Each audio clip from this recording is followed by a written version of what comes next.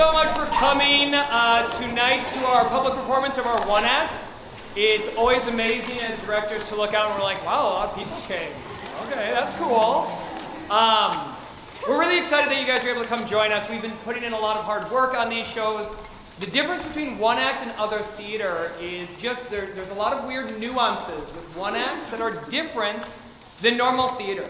And so we just want to kind of run through some of that with you guys right now and just tell you a little bit about the shows. My name is Joshua Mann, and I am one of the directors of the One Acts.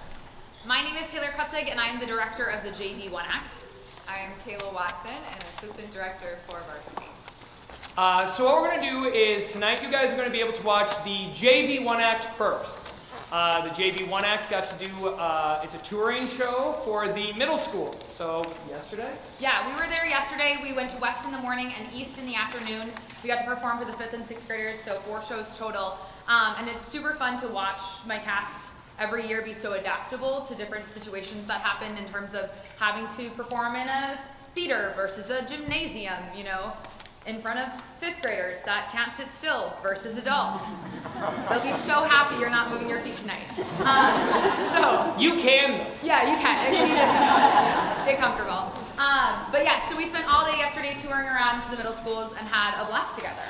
And that's kind of what our JV One Act does, is give students the opportunity to perform and showcase what we do here at STMA High School and around to the middle schools. The Varsity One Act, we do some stuff that's a little different. We actually compete with other high schools on the weekend. So, example, last weekend, our Varsity One Act crew went to Rogers High School. I saw some Rogers people here, thank you. And we were able to perform there with them, and both us and Rogers, we were very excited, are moving on to this weekend's competition, which will be hosted here tomorrow. Yeah.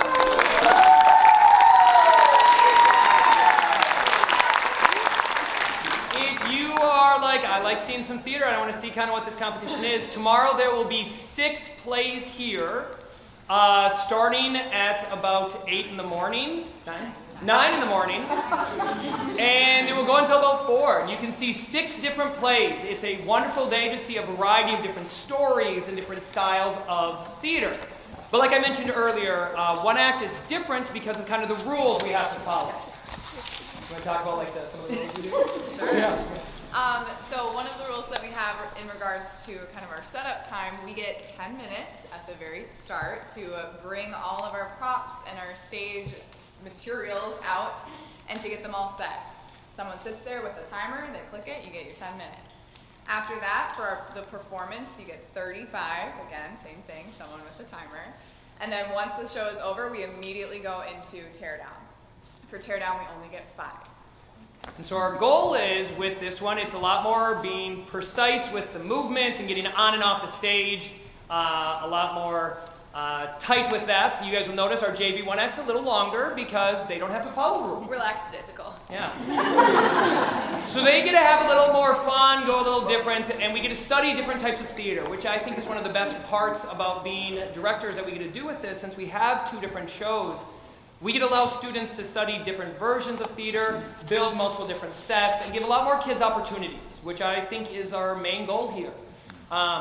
Some of you might be wondering, like, okay, how do you judge a one act? And the one thing that we always been talking, I've been talking to our cast about, you can't compete against other schools.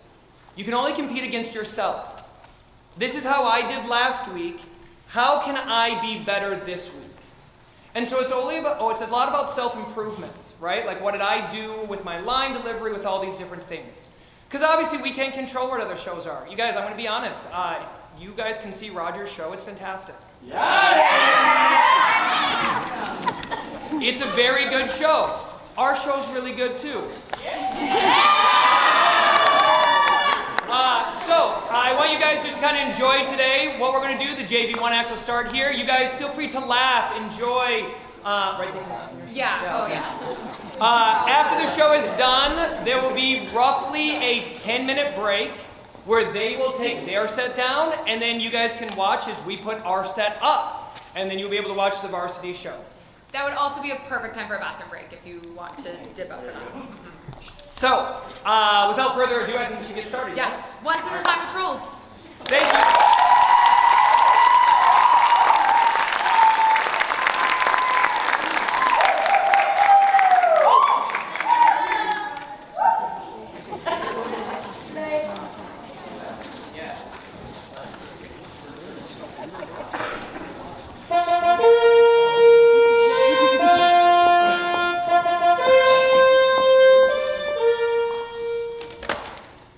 Tell me a story, Bear. I'm no good at stories, Katrina. You tell me a story. Very well. Which one? Do you know more than one? Of course I do. I love stories, and I'd like to hear more, but I don't see how that's possible if we're to be locked alone together in this castle day after day. Don't you know any stories at all? No, I don't. So you tell me a story. Tell me the one you know best. The one I know best? Yes. All right. Once, there was a poor peasant who had many children. So many he could barely afford to feed and clothe them. Your father? Yes, my father. The story I know best is my own. I think I know a little something of the story myself. I thought you might. Pretty children the poor peasant had. Every one of them. But the prettiest of all was the youngest daughter. A child so fair, there was no end to her loveliness. It was on a Thursday night. In the late fall. And it was raining. Yes, a blustery night. The walls of the cottage creaked and moaned with the wind. It was an evening one cannot easily forget. As the family sat around the fire, busy with this and that, there came a tapping at the window pane. The farmer got up to see what was tapping so, and what should he behold but a large bear? Good evening, sir. Good evening to you, bear. I'm sorry to bother you on so unpleasant a night, but I was wondering if you would be so kind as to give me your youngest daughter. My youngest daughter? Yes. If you would be so kind, do so, and I'll make you as rich as you are now poor. As rich as I am now poor. But to give up my daughter to a bear? I'll gather my things. You would do this? You would leave your family to go live with a bear? I would make you rich as you are now poor. Yes! And I often wonder what lay beyond our humble cottage. This is our chance. Our only chance. Yours to want for nothing, and mine to see the world. No, no, I cannot let you do this. But I want to go. The world is a dangerous place. A daring place. There are witches and werewolves, Marvels and wonders. And rubies, giants and trolls, Secrets and surprises. emeralds, evils of every kind. Adventures of every kind. diamonds. Of every kind? I will go, Papa. I must. And she did. Are you afraid? No, I'm not afraid. And so her father's hut became a beautiful white house. Overlooking a prosperous farm. And her sisters rejoiced. And Katrina went to live with the bear in a castle locked deep inside a mountain. Where the rooms glittered with gold and silver. And everything she asked for magically appeared with the tinkling of a tiny silver bell. And he was always gentle and kind. But she must not leave him for 1 full year. And she must not look upon his face, At night, while he slept, not once in all that time, and so they lived. ever after. The end. Apparently. Another day. Yes. I think I'll go to bed now. All right. Good night. Good night. You're not at all happy here, are you? I'm sorry. I'm sorry too. It's not that I'm unhappy. You're very kind, and you've done everything you possibly could for me and for my family. It's just that I had something else in mind. Something a bit more adventurous. I understand. I too had something else in mind. Did you? Yes. From the very first moment I saw you, I dared you to find it so pleasant as to stay with me all day, every day. But it is pleasant, and I have stayed, and I will, for 1 full year. No, I meant, I hoped, forever. Forever. Forever? Does he mean to keep me here forever? Ugh, what sort of mischief have I gotten myself into? Who are you, Bear? And why must I stay with you for 1 full year? And why must I never look upon your face while you sleep? Does it become the horrible face of a troll? Are you a troll in disguise, and your kindness is nothing more than an evil trick?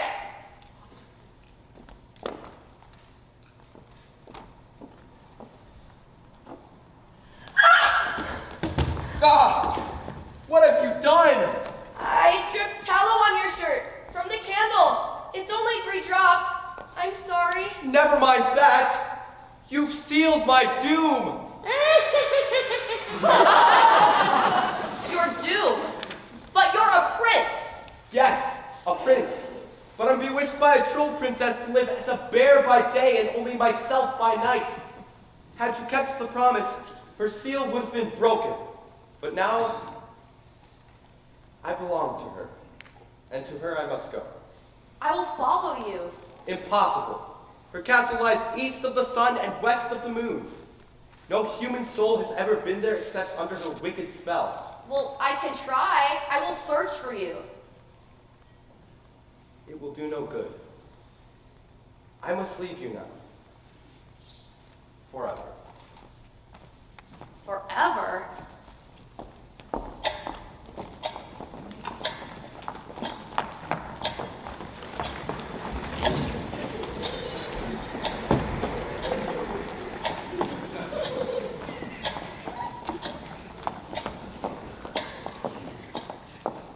Well, child, is there something I can do for you? Something must need doing, unhappy as you are.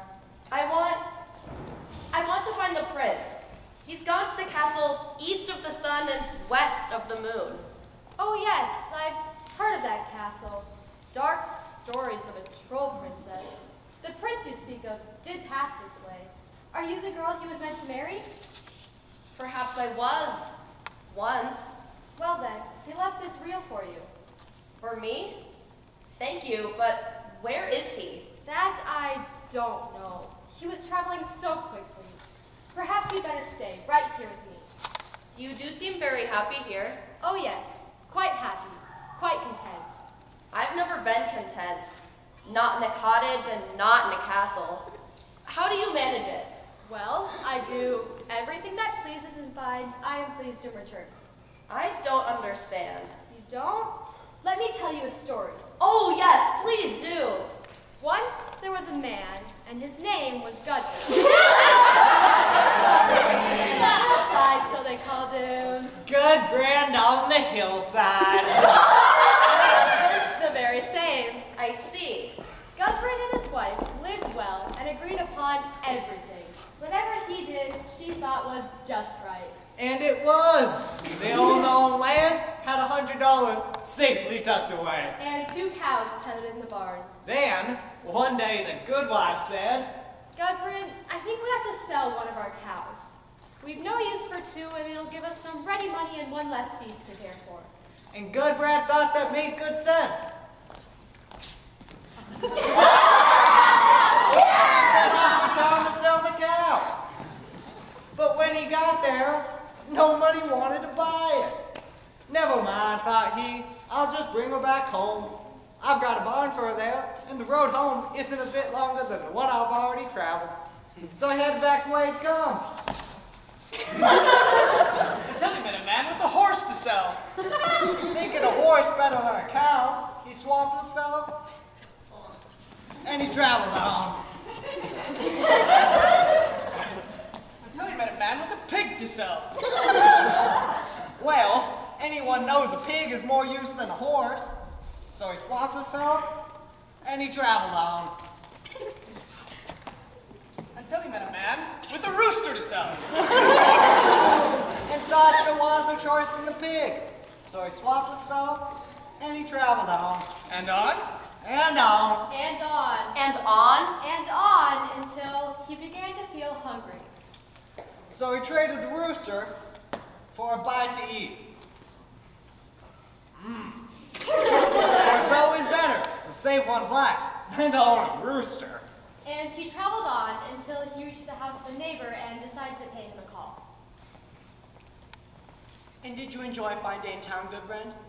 So-so. I won't call my luck good, but I won't call it bad luck either. And he told his story from start to finish, from cow to pig to bite to eat.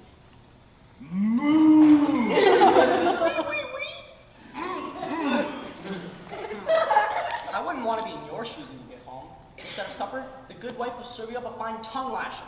Oh, I don't know about that. I have a wife who thinks so highly of me, she'll never speak a word against me, whatever I've done. Oh, she won't she? So you say now, but I stand by my prediction. Well, care to place a bet on it? I have $100 at home. Will you lay another 100 against him? Will I bet against a man who left home with the cow and returned with nothing more than a full belly? I will indeed. Done. Now follow me home and wait outside the door. You'll hear what you'll hear, and we'll see what we'll see. And so it was that he followed Goodbrand home and waited outside as he greeted his wife. Good evening, good wife. Good evening, good husband. And did you enjoy your trip to town? Only so-so. Nothing to brag about. There was no one in town that wanted to buy the cow, so I swapped her for a horse. A horse? Oh, what a splendid trade. Now we can drive to church like the finest of people. Daughter, go put your father's new horse in the stable. As it turns out, I don't have the horse. No horse. Another man met me along the road, and I swapped the horse for a pig. A pig? Well, now we'll have a ham in the house and something to offer the guests as well. What do we need with a horse? Our friends will gossip saying we've become too proud to walk to church. Daughter, go put the new pig in the sty. There is no pig, I'm afraid. No pig. Another man met me along the road, and I traded the pig for his rooster. A rooster, is it? Well, what do I know about roasting a pig? Now we'll have our own alarm clock, for a rooster crows early every morning to wake us to greet the new day. Daughter, go sprinkle some grain about for the rooster. No need to waste our grain. There was, No rooster. As I walked a bit farther down the road, I grew hungry, so I traded the rooster for a bite to eat. Praise be and saved your life, no doubt. What do we need with a rooster? Do we not wake up now whenever we like? Thank heaven I have you back home safely, my good husband, who does so much to my heart's liking that I want neither cow nor pig, rooster nor horse. Then, Goodbrand opened the door. Have I won your $100, neighbor? Indeed you have. Imagine that, $100 for an old cow. And so, I'm content, as I always was and always will be. You've a fine story to tell. Well then, stay with me. I can't stay. I must find the castle of the troll princess. I understand. Speak to my neighbor on the far side of the hill. Perhaps she can help you. Thank you. I will.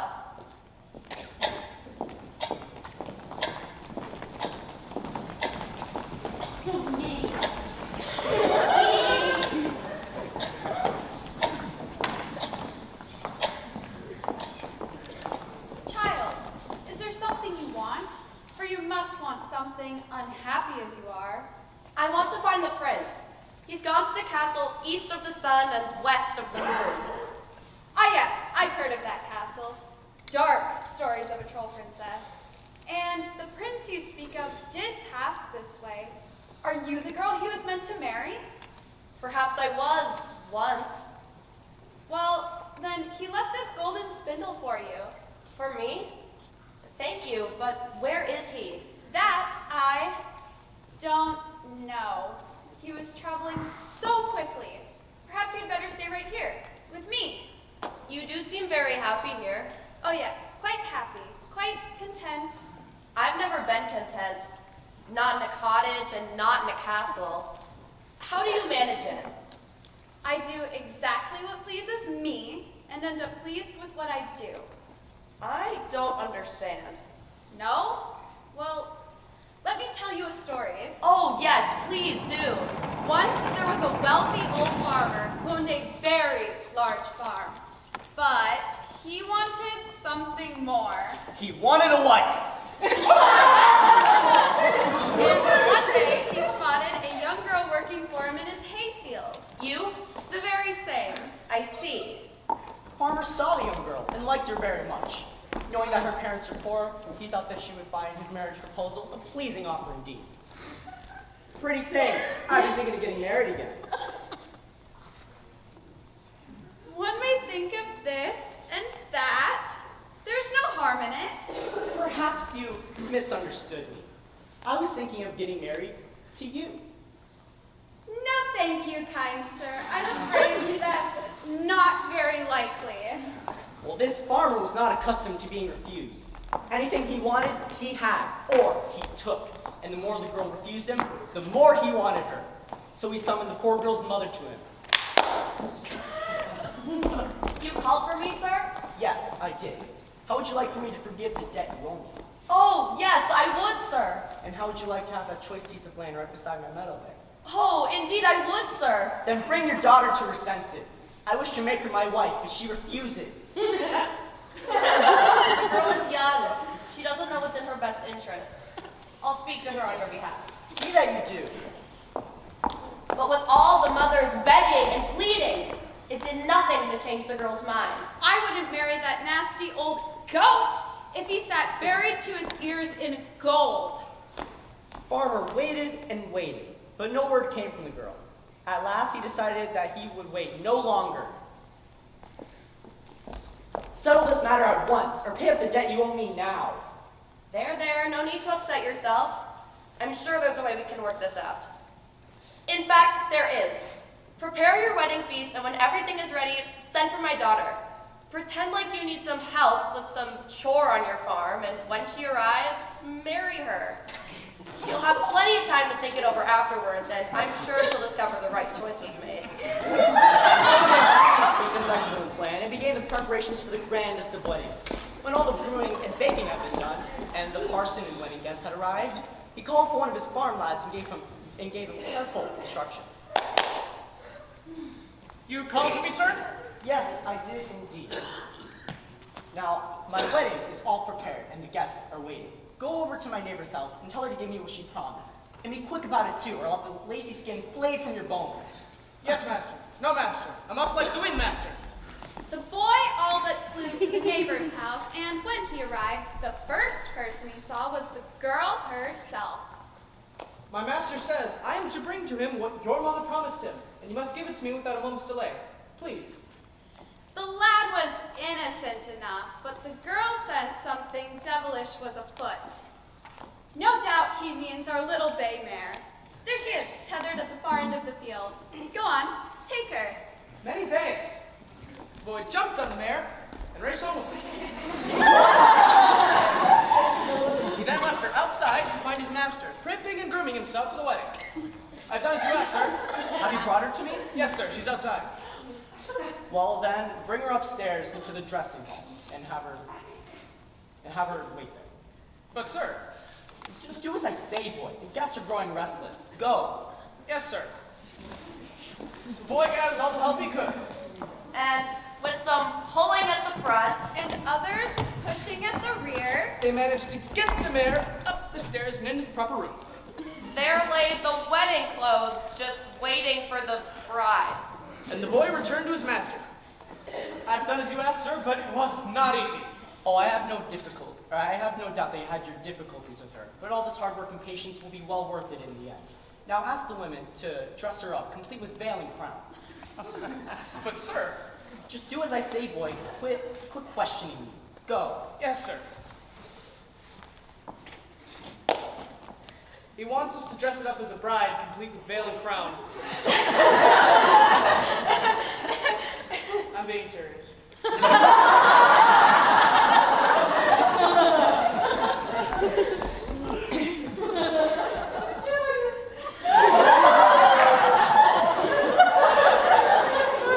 Bring her down. I'll receive her myself in the front hall.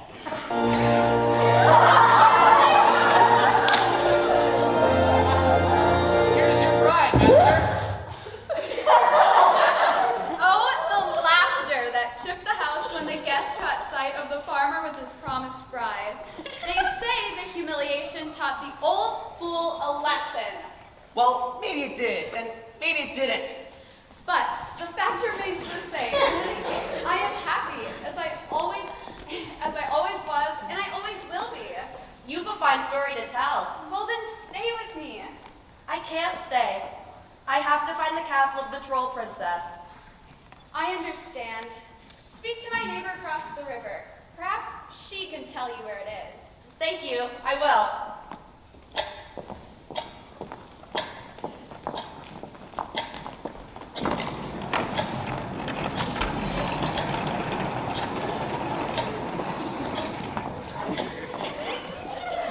Yes, child.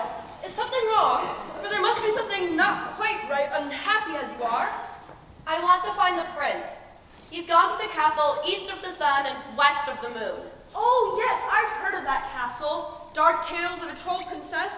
And the prince you speak of did pass this way. Are you the girl he was meant to marry? Perhaps I was. Once. Well, then, he left this golden ball for you. For me? Thank you, but where is he? That I don't know. He was traveling so quickly. Perhaps you'd better stay right here with me. You do seem very happy here. Oh yes, quite happy, quite content. I've never been content. Not in a cottage and not in a castle. How do you manage it? I do nothing at all. I don't understand. You don't? Well, let me tell you a story. Oh yes, please do. Once there was a poor hunter who had only one daughter. You? The very same. I see. The hunter had little enough to spare, so the girl went off into the world to look for work. So all she ever learned to do was to pluck birds and roast them. But she came to a very great farm of a very rich farmer whose wife took pity on her and hired her on as a maid. The farmer's wife grew so fond of the girl. The other maids became jealous, so they went to the wife and told her a lie. Oh, ma'am, that girl brags and brags that she can spin a pound of flax into fine yarn in a day and a night and no more. What you have said, you shall also do. But you may take a little longer if you wish. The terrified girl dared not confess to the farmer's wife that she'd never sewn anything at all, let alone a pound of flax in a day and a night. So that night, she asked for a room to herself. And there she was left, the flax in a wheel. And there she wept and wailed for a while and poked and pushed at the wheel for a while, but nothing came of it, nothing at all. Long hours passed, and then an old woman appeared in the room. She was an ugly old hag with a nose at least 3 ells long. Why are you crying, my child? It will do no good to tell you, for you won't be able to help me. Will it do any harm to tell me? I suppose not. If you must know, I'm to spin that flax in a day and a night, and I've never spun anything in all my life. Is that what's troubling you, child? Well, never you mind. I'll tell you what, if you promise to call me Auntie on your wedding day, I'll spin that flax for you in no time at all. The girl promised, of course, and tired as her weeping had made her, was soon sound asleep.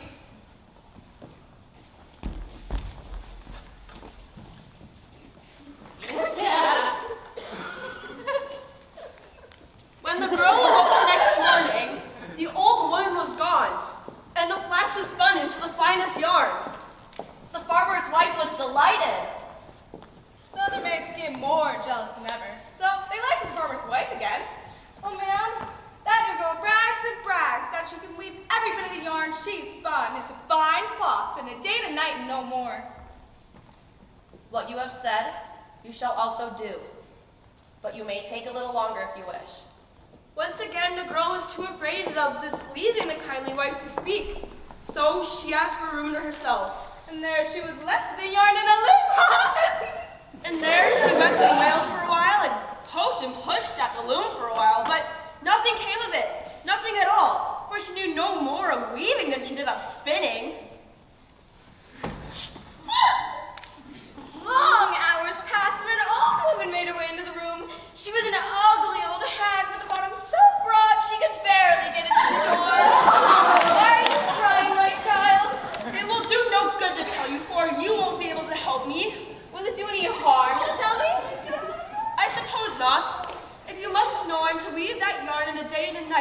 and I've never woven anything in all my life. Is that what's troubling you, child? Well, never you mind. If you promise to call me auntie on your wedding day, I'll have that yarn weaved for you in no time at all. The girl promised, of course, and tired as her weeping had made her, was soon sound asleep.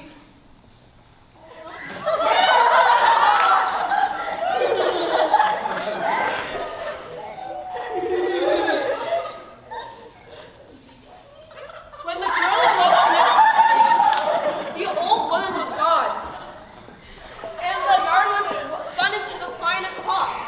The farmer's wife was delighted. The other maids became more jealous than ever, so they went to the farmer's wife with the third lie. Oh, ma'am, that new girl brags and brags that she can sew that piece of cloth into a dozen fine shirts in a day and a night. What you have said, you shall also do. But you may take a little longer if you wish. The girl dared not refuse the good wife, and again she asked for a room to herself. And there she was left with the needle and thread.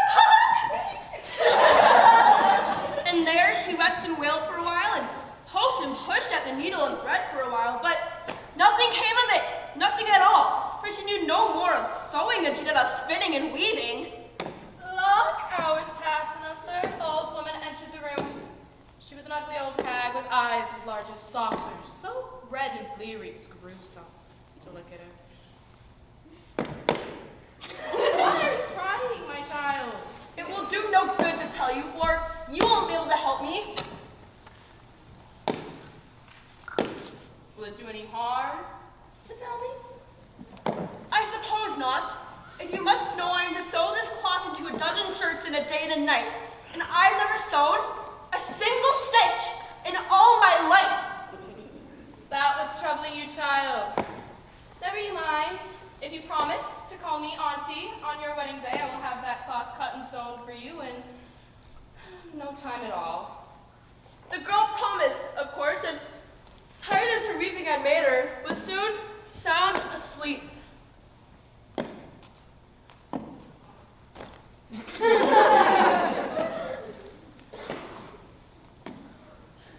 When the girl awoke the next morning, the old woman was gone, and the cloth was sewn into a dozen fine shirts.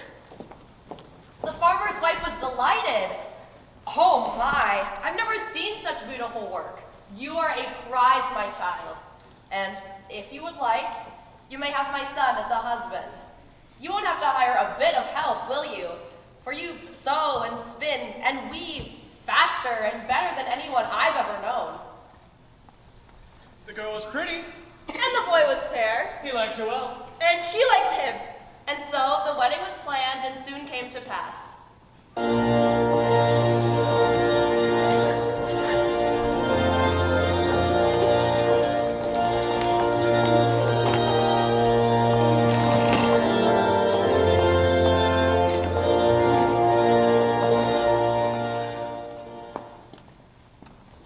But the moment the bride and groom sat down to the wedding feast, an ugly old hag arrived, preceded by a nose 3 L's long. Good day, Auntie. Good day, child. This is your aunt? Yes, it is. Well then, I suppose you better join us. Thank you, and blessings to you both on your wedding day. No sooner had the guests settled down again when a second old hag arrived, squeezing her broad bottom through the narrow doorway. Good day, Auntie. Good day, child. This too is your aunt? Yes, it is. Well then, I suppose you better join us as well. Thank you, and blessings to you both on your wedding day. The guests had scarcely sat down when a third old hag entered the room with her eyes red and running. Good day, Auntie. Good day, my child. This too is your aunt? Yes, it is. Heaven help me.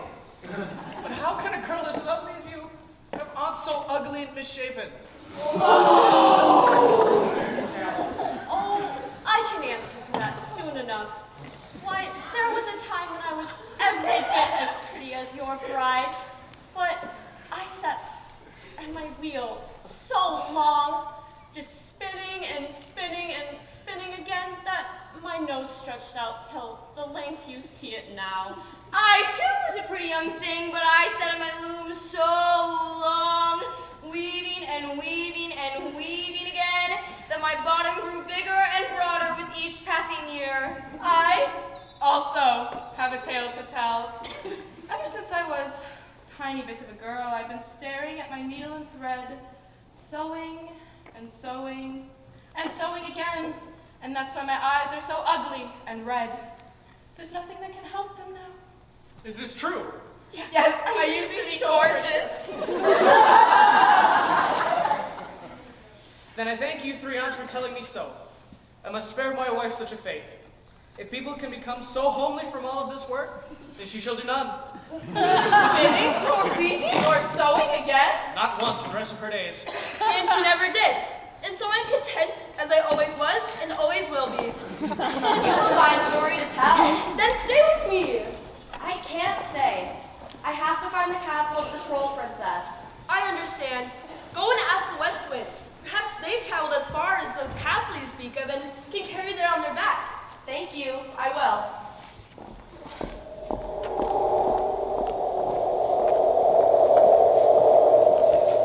Wait! Stop! Can you help me? Please, stop! I am the West Wind. What do you want of me? I'm looking for the castle that's east of the sun and west of the moon. Have you ever been there? East of the sun, west of the moon. No, never been there. Never heard of it.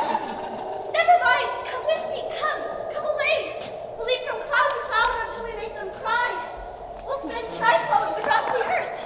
We'll slash the heavens with lightning and thunder. Come with me, come away. I would love to come with you, but I can't. Not now. I must find the castle of the troll princess. Troll princess? Oh, no. Try my sibling, the Southland. They're stronger than I. Perhaps they've been to the castle you're looking for. Oh! But take this droplet of rain to remember me by. Thank you. Think nothing of it. Hurry along now. Goodbye.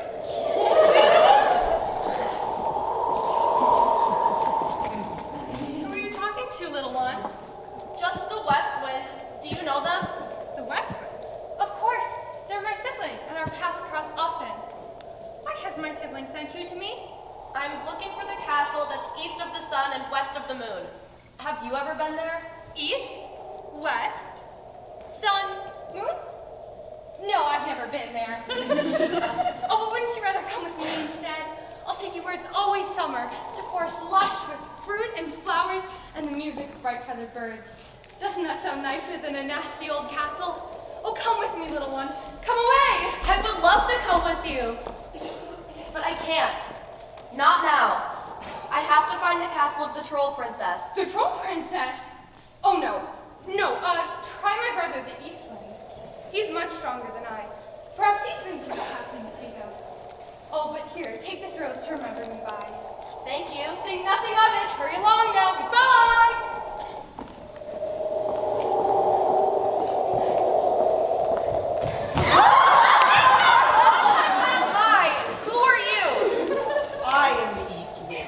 Born of the sun's fire, and where I go, no one dares to follow. I dry the earth until it cracks and crumbles into sand. I sugar the leaves on trees, set forests aflame, and make lips a blister. Why do you wait my path? I'm looking for the castle that's east of the sun and west of the moon. Have you ever been there? Never. Not interested. Why bother? But if you care to burn your way across the desert with me, you'd be welcome enough. It's a sight that not many live to see. Come with me. Come away. I would love to come with you, but I can't. Not now. I have to find the castle of the troll princess. The troll princess? Oh, no. Try my brother, the North Wind. He's much stronger than I. Perhaps he's been to this castle you're searching for. Oh, but take this vial of sand to remember me by. Thank you. Think nothing of it. Hurry along now. Goodbye.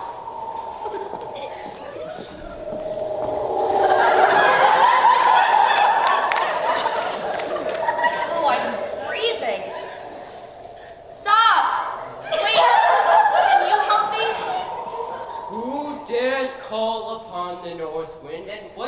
wanted me?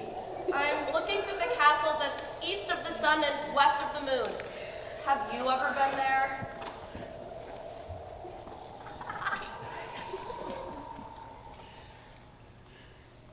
The castle of the Troll Princess. Of course I've been there. I am the oldest and the mightiest of all the winds. There's nowhere I have not traveled. Will you take me there? It's a long way and a dangerous journey. Are you afraid? No, I'm not afraid. Then come. Come with me. Come away.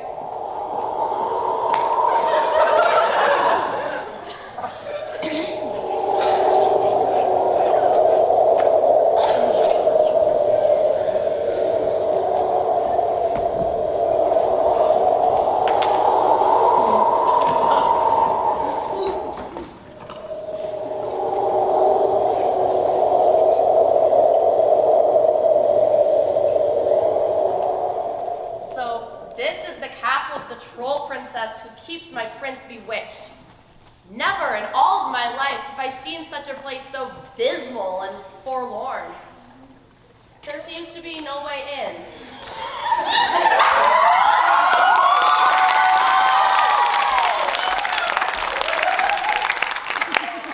Who dares trespass on my land? Who are you? I am the troll princess. What is it you have there, girl? Only this, a reel, that's all. Well, that's all, is it? Well, that's enough. Will you sell it to me? It's not for sale. But I'll give it to you if you'll let me visit the prince who lives within these walls. The prince? Oh, why, he and I are to be wed in only 3 days, you know. Well, give it here. You may visit him at nightfall, not 1 moment sooner. As you will then, at nightfall and not 1 moment sooner. But as night crept across the corners of the castle, the troll princess gave her guest a delicious potion and sent him into a deep sleep.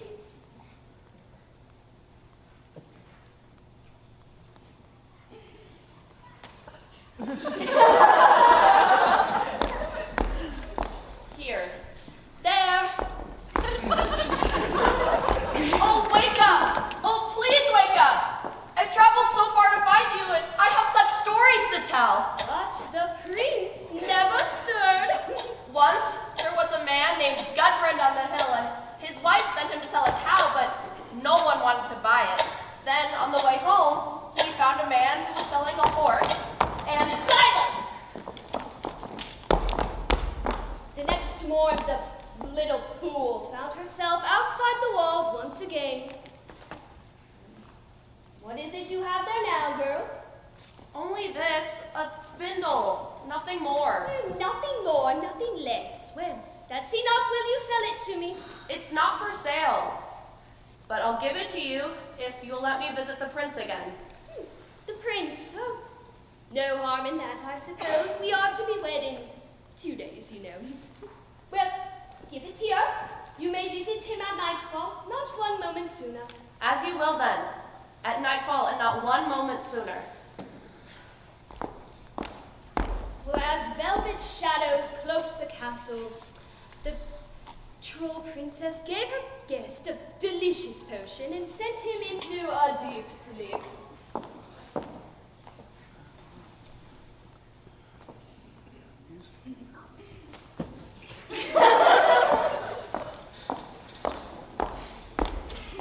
Here. There. Oh, wake up! Oh, please wake up! I've traveled so far to find you, and I have such stories to tell. But the prince never stirred. Once, there was an old farmer who wanted to marry a young girl, but she would not have him. And so, he sent for the girl's mother, and then she... Silence! At dawn, the little fool found herself outside the walls once again. More treasure, girl? It's only a ball, a toy for a child. No one else. No one and someone, I'd say. Well, that's enough. Will you sell it to me? It's It's not for sale, but I'll give it to you for one more visit with the prince. There we go. Give it here.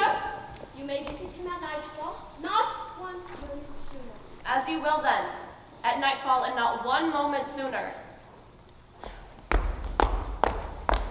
Once again, as darkness cloaked the shadows, the troll princess gave her guest one final visit. I've had strange dreams. Oh, have you? Yes. A voice speaks to me of far-off places and tells me stories so lively, it's as if I were there. Nonsense! Your place is with me. When we wed tomorrow, you will be troubled no more by strange dreams. You drink this, it will help you sleep. But that night, the prince did not drink the potion and only pretended to be asleep. There! Oh, wake up! Oh, please wake up! I've traveled so far to find you, and I have such stories to tell. Katrina, it is you. I dreamed, I hoped it was you. You found the castle. You left me a way to get inside. The spindle, the reel, and the ball. I did what I could. So did I. I'm glad. So am I. But we're not out of danger yet. I'm still bound to marry that troll. Hag. Tomorrow. What can we do? I have a plan, and it needed only you to be complete. I'll tell her I need to wear my finest shirt to the wedding, and then give her the one with 3 spots of tallow on it and ask her to wash it clean for me. She won't be able to, for only one who is pure of soul can do it. And her soul is twisted and dark. And so it was that a pot was brought before the prince the very next morning, and the troll princess was given his shirt to wash clean.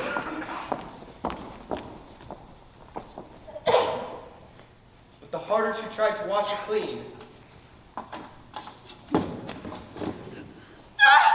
the dirtier it became.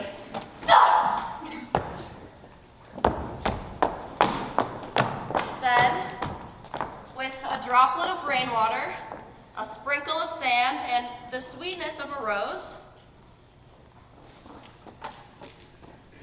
the shirt turned perfectly white once again. the troll princess was furious. Angrier and angrier. and angrier she became until finally she exploded!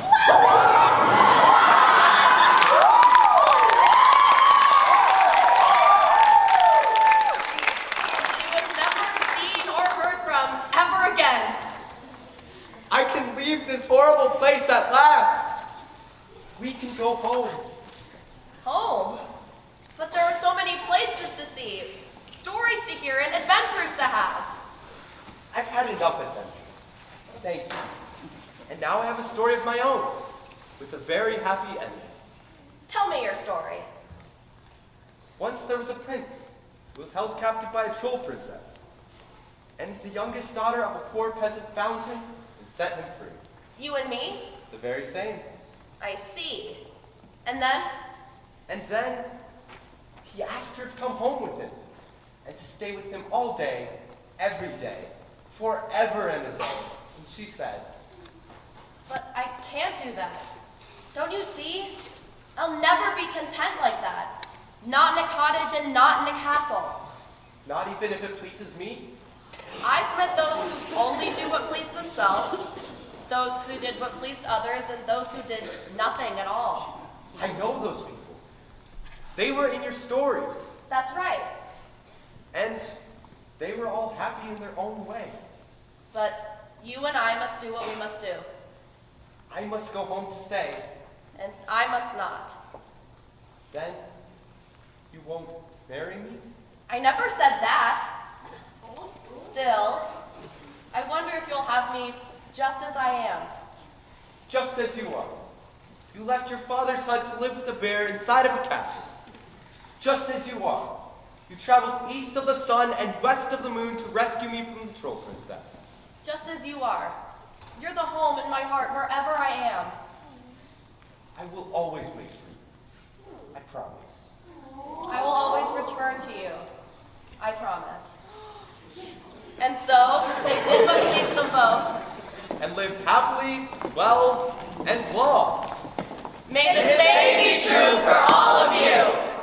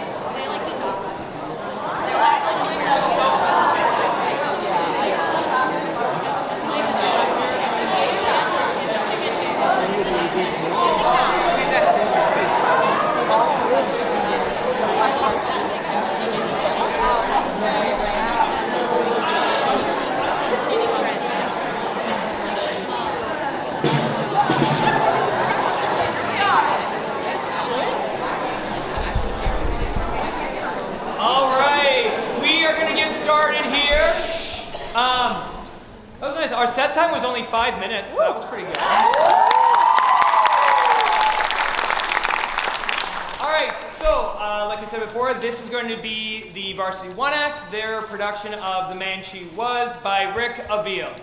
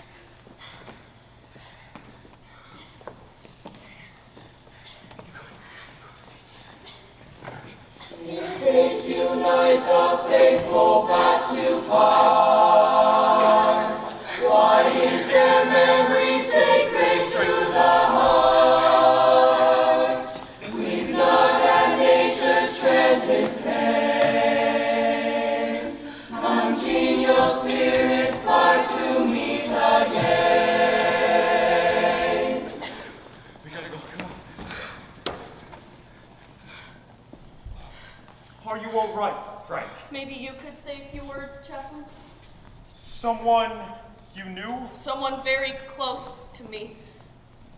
Lord, we commend this body to your safekeeping. And in Jesus' name, amen. Wartime prayers are short by necessity, Frank. Sweet be the death of those who for their country died. Sleep on her bosom for repose and triumph where they lie. Billy! I'm glad to see you survive. When I go out, it'll be in a blaze of glory, Frank. Which means it's got to be a battle that we'll win. That can come none too soon. Hey, they got our hands tied. That's what General Poe says. Come on, Billy. Little Mac knows what he's doing. Yeah, but we didn't join the army to beat the Bushes all the way back north. Oh, there is Simpson. Most of his unit is gone, so he will be joining us till our 3 months are up. Chaplain? Is it wrong to keep secrets? To hide things in your heart of hearts? What sort of things, Frank? Things that could keep you from doing what you feel you have to do. Things that might keep you from being part of this great cause. Frank, you're not the only lad to lie about his age. I think they even suspected, which could be why they made you a nurse. I can't be a nurse anymore, Chaplain.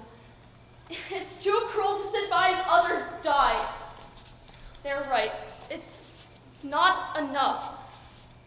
It's the Lord's work, Frank. Put in a word with the general for me. Please, I want to do anything. Ride as a career, forage for food. I want to be a soldier. I'll see what I can do.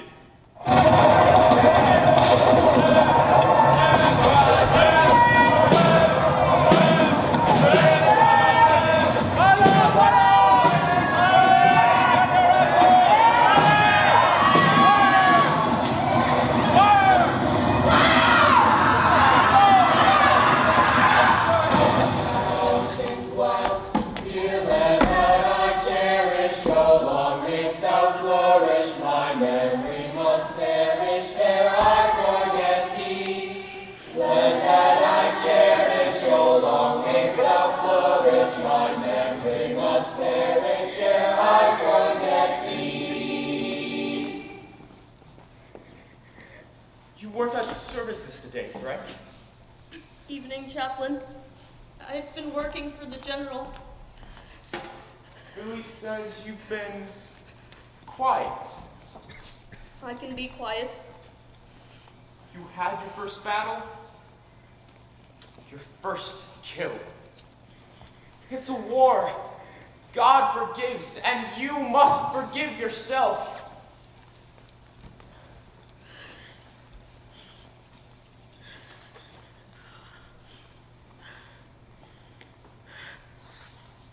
When I was 8, a salesman came by, a book salesman with a wagon full of treasure. He was very dashing, and all of us, including my mother, were taken in. So we gathered around, my sisters and I, even my brother Thomas, who never could read. The salesman showed us picture books, religious essays, classics, and penny novels. He opened up a world to me. A world of adventure. No one could ever write what happens on a battlefield. He showed me my heroes. Did you ever read penny novels, Chaplain? My father was of the cloth as well. We only had one approved book in the house. There was one. Fanny Campbell, the Pirate Queen. She dressed as a man to save her lover who was kidnapped by pirates. So, she followed them out to sea, found the pirates, ran half of them through, and became the king of the rest. She rescued her lover, who loved her all the more for her bravery. And I thought she was so amazing. Frank, if you're having doubts about being a soldier, there are things we could do. I could get you reassigned as a nurse again, or sent out to Washington to work in a more civilized setting. After all, perhaps... No, I've seen too much. Chaplain, I never knew how men could kill so willingly, without apparent feeling. Leaving their wreckage on the surgeon's tables. Piles of old limbs. Wives, mothers, and girlfriends left at home to receive a locket. A memento instead of the flesh and blood of a real man. This flesh and blood spilled on the Virginia soil. But I know now. I felt it, tasted it. The ability, the determination to kill. I have it now. What has become of me? You have become a man, Frank. This is how it feels. And you're not the only one sensitive to it. I could never be a soldier if the cause weren't so important. Frank, the general asked me to form foraging parties. The men need fresh meat and eggs. Tomorrow, we'll take a break from the heat of battle and play supplies. Agreed? Agreed. I guess I could use an easier day. All the sad words of tongue or of pen, the saddest are these, it might have been.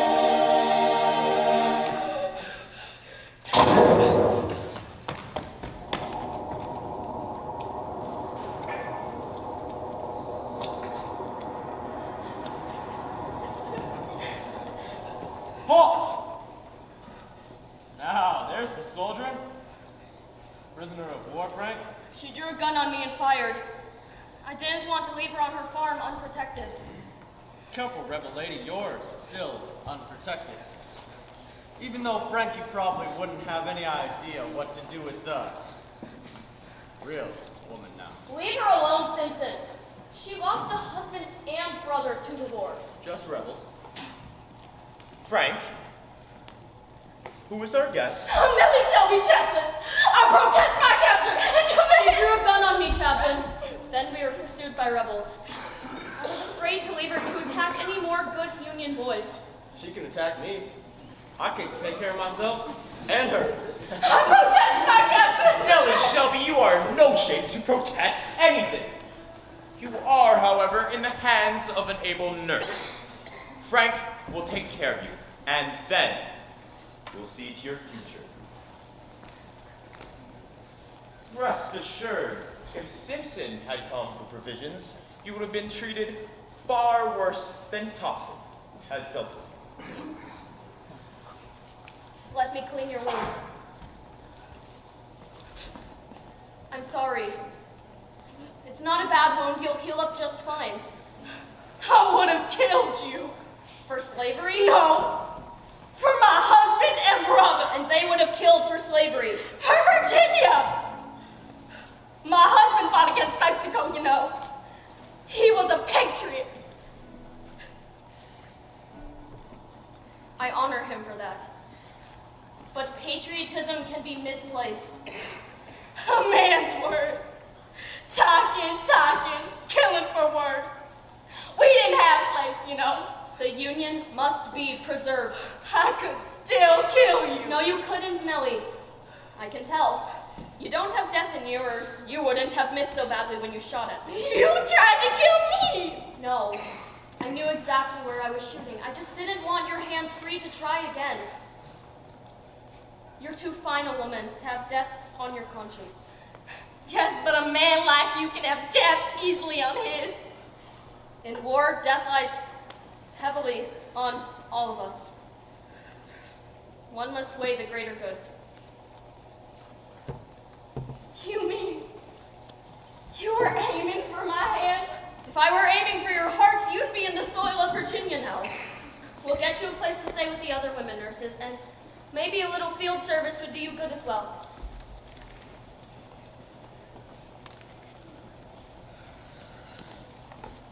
Simpson says you brought back a mighty pretty prisoner, Frank. Simpson should keep his full mouth shut. She spit at him. Huh.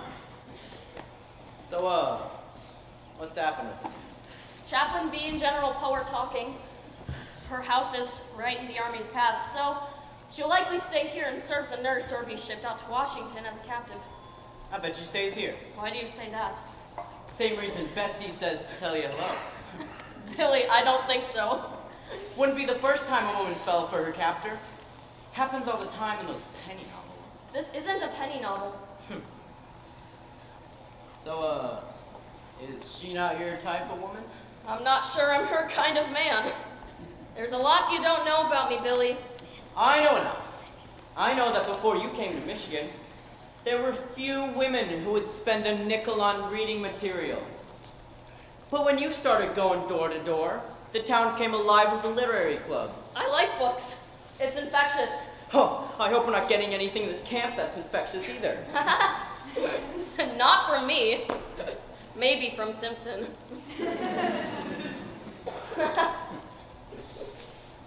So, you're not her type of man.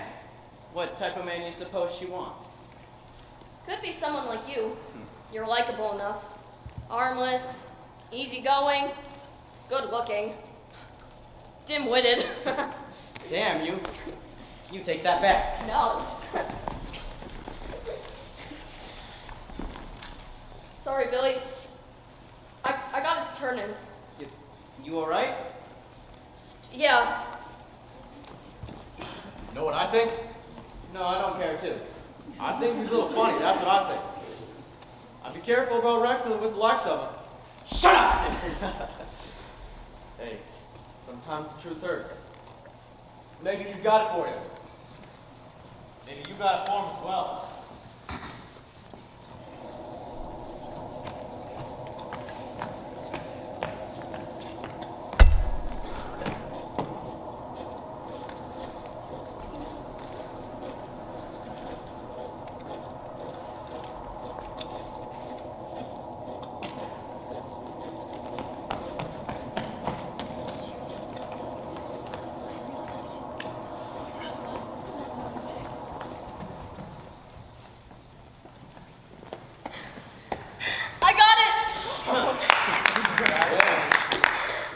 Good work today, Frank.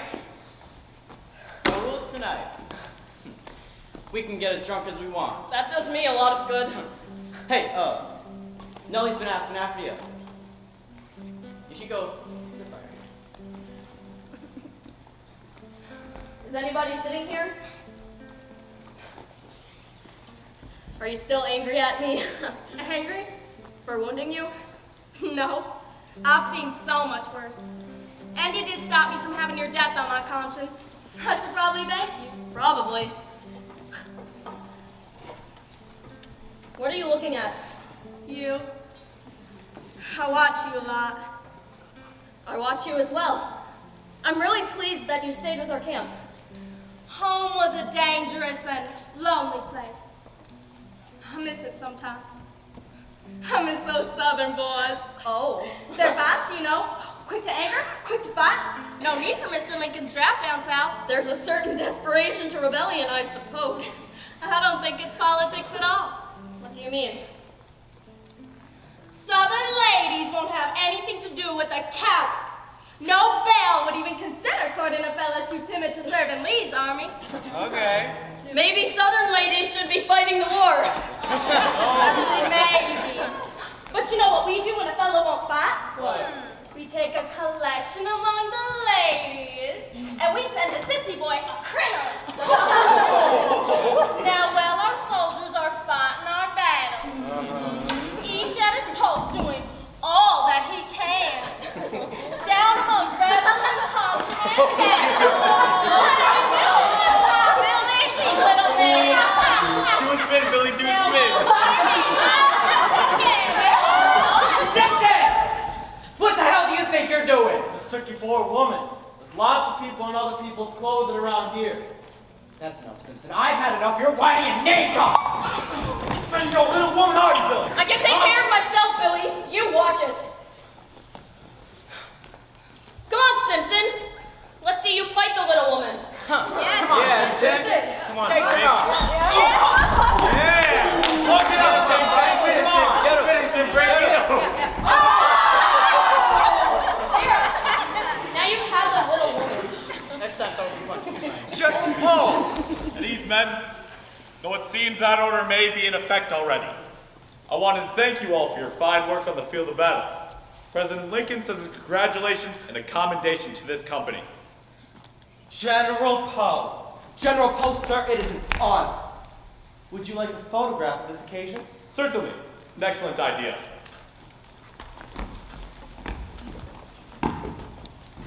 Though, standing still so long makes me think photography was invented by General McClellan.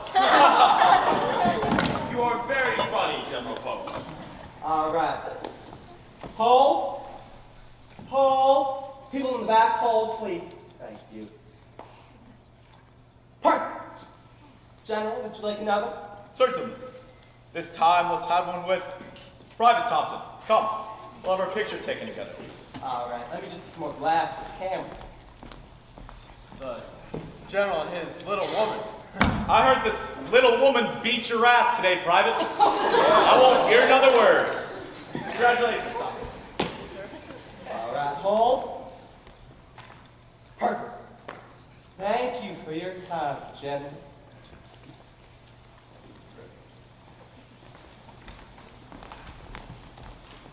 Congratulations, Frank. I'm proud of you. Good work.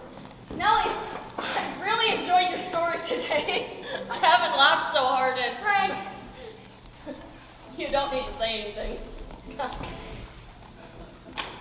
Frank, I don't quite know how to say this. I never thought that I'd ever be human again after I lost Dolphin Raymond. I just wanted to thank you for helping me to wake up. I have to. I'm sorry, Nellie. I just.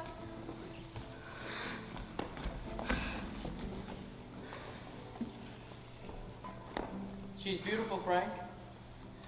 Yeah. She is beautiful. She cares for you, too. I care for her, too. You don't think she really... I know she really... But it's not gonna do you any good unless you make a move. You could die any day and never see her again, Frank.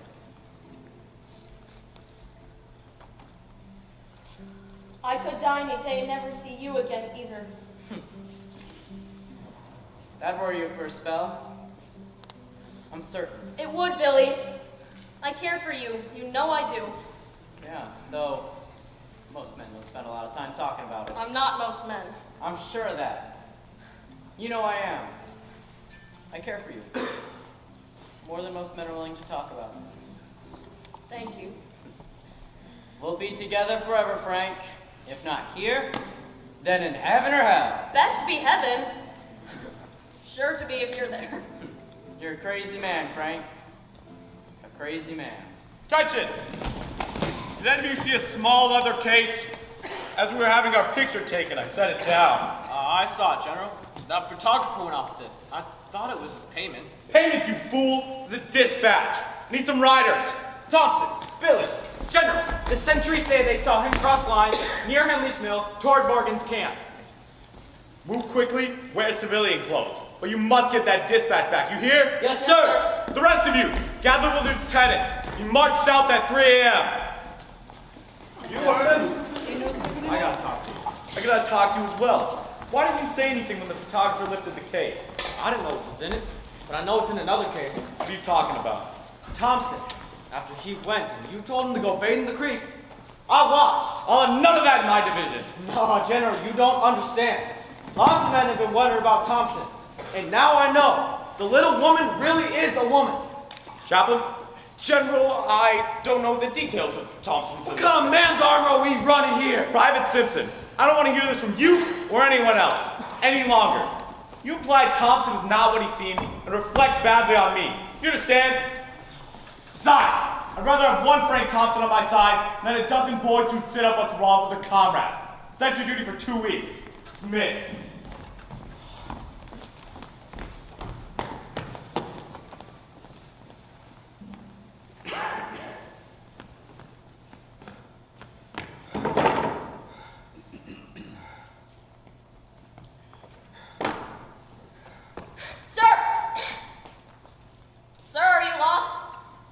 Who are you and what do you want? I just live about these parts and sometimes help guide folks who are being chased by Yankees. I need to get across the lines in a hurry. Do you know a good route? Sure. Need some help with your equipment, sir? Could use some.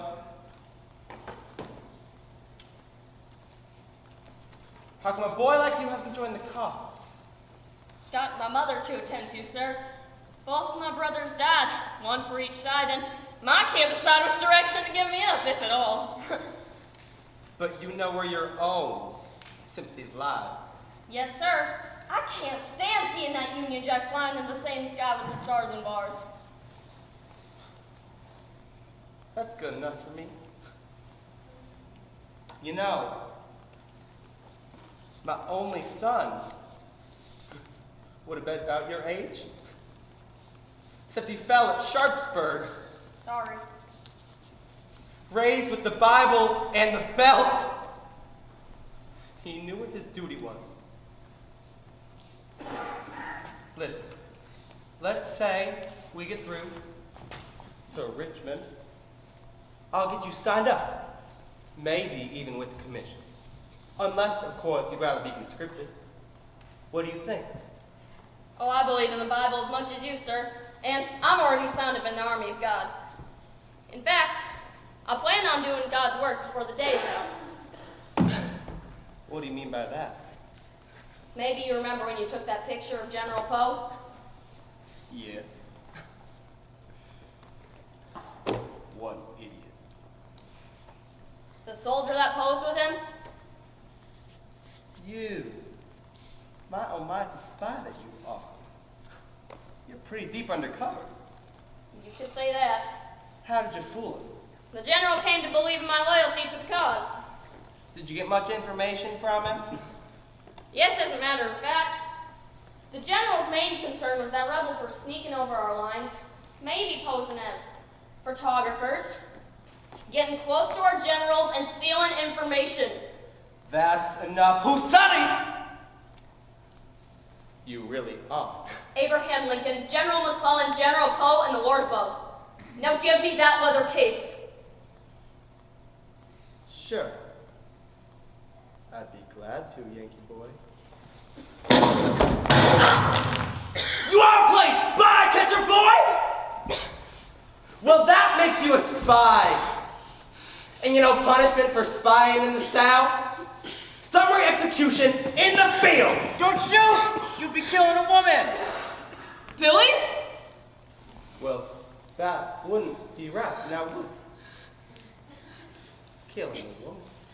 Billy!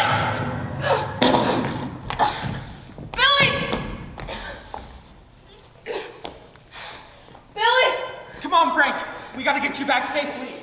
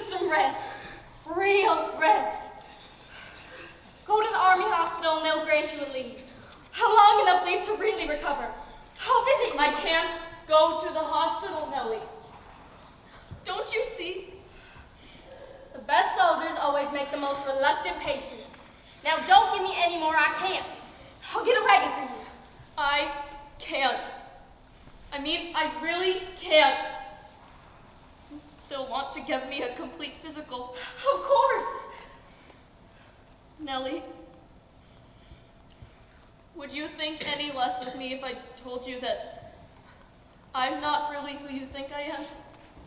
What do you mean? I mean that I enlisted under false pretenses. You're underage? Frank, they all know that you're small and you haven't a beard to speak of. That's not it, Nellie. Look at me. Look at me closely. I can't go to the hospital. Because when they examine me, they'll find out. I'm so embarrassed.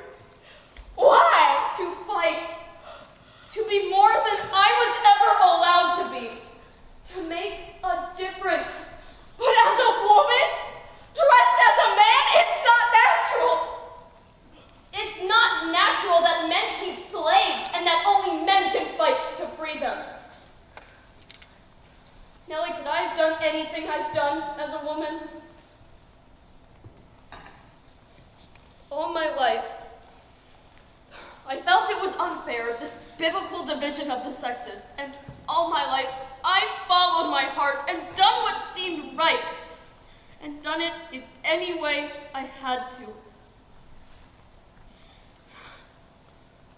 I know I fooled you, but I swear I never meant to hurt you. I never meant to hurt a friend. You have! It got Billy killed. No, that wasn't you. It was in a way.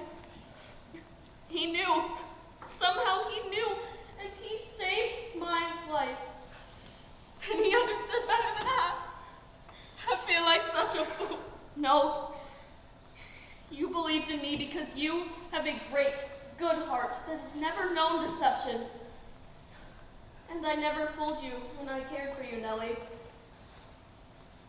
I love you. Woman to woman. Woman to woman. Friend to friend. Heart to heart. Forgive me. Pray. Whatever your name is. I don't quite know what to say. I have grown quite fond of you, and I do have a great respect for you as a man. I suppose that you being a woman makes womanhood proud, because it makes being a man a stronger thing for us all. I have to desert. I understand. You're not going to turn me in? Heavens, no. And when I go, you'll tell the others why? Chaplain B, General Poe? If it's necessary. They all know that you're ill, Frank. How you need some rest. Take care of yourself. That's more important than the war now. Nothing is more important than the war. But I will get help. Perhaps I'll return to my womanly clothes and go back to the hospitals in Washington. But I won't desert the cause, believe me. I believe you, Frank. Emma. My name is Sarah Emma Edmonds Nellie. I go by Emma. You could be a pretty woman, Emma.